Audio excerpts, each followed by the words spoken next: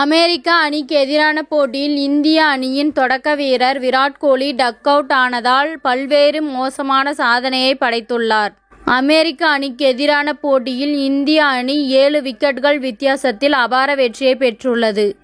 இதன் காரணமாக T20 உலகக்கோப்பை தொடரின் சூப்பர் 8 சுற்றுக்கு இந்திய அணி தகுதி பெற்றுள்ளது.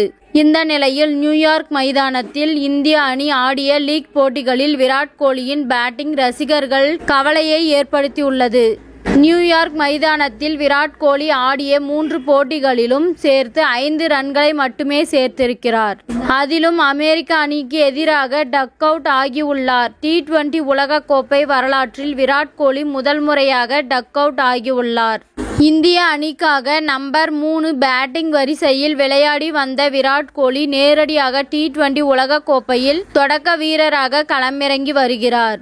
இதுவரை T20 உலகக்கோப்பை தொடரில் நம்பர் 3 பேட்டிங் வரிசையில் விராட் கோலி ஆடியுள்ள 24 இன்னிங்ஸ்களில் ஒரே ஒரு முறை மட்டுமே ஒற்றை இலக்கத்தில் ஆட்டமிழந்து வெளியேறி இருக்கிறார்.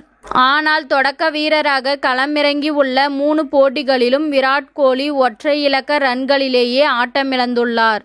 அதேபோல் அமெரிக்கா மைதானம் விராட் கோலிக்கு கொஞ்சம் கூட ராசியே இல்லாமல் அமைந்துள்ளது.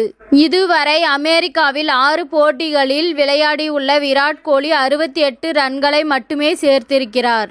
அதேபோல் இந்திய அணிக்காக அதிக முறை டக் அவுட் ஆன வீரர் பட்டியலில் அனில் கும்ப்ளேவின் சாதனையை விராட் கோலி முறியடித்துள்ளார்.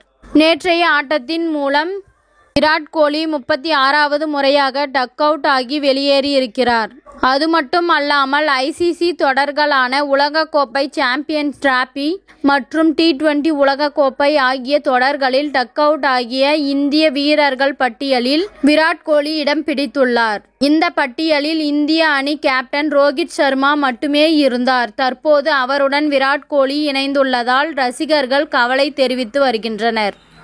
இத்துடன் இந்த செய்தி முடிவடைகின்றது. நன்றி, வணக்கம். மீண்டும் அடுத்த வீடியோவில் சந்திப்போம். மேலும் இதுபோன்ற சுவாரஸ்யமான தகவல்களை அறிய தமிழ் சிறை சேனலை சப்ஸ்கிரைப் பண்ணுங்க, ஷேர் பண்ணுங்க, லைக் பண்ணுங்க மற்றும் கமெண்ட் பண்ணுங்க.